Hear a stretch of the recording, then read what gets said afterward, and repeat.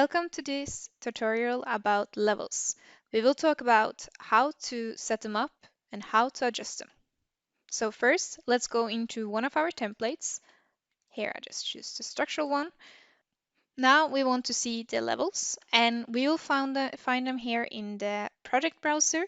So we can see them from a side view, and the side views will either be the elevation or the section.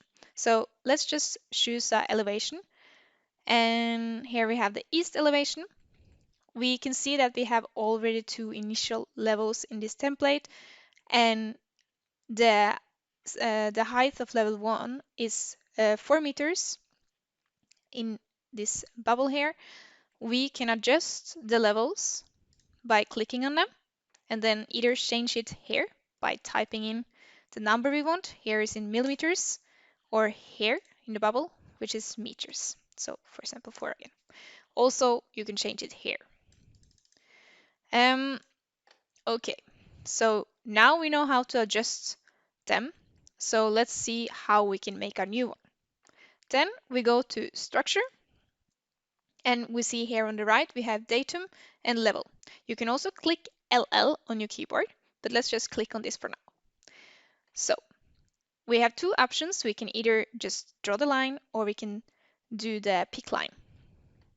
So if I draw the line, I will be careful that I always snap with the others, because this is very convenient. So you'll be able to move them together, and the same on the other side.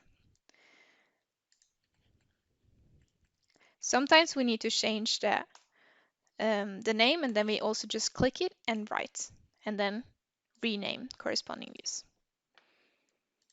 As for the other, we will also change the height, and here we can see the total height of level 2 from the ground level.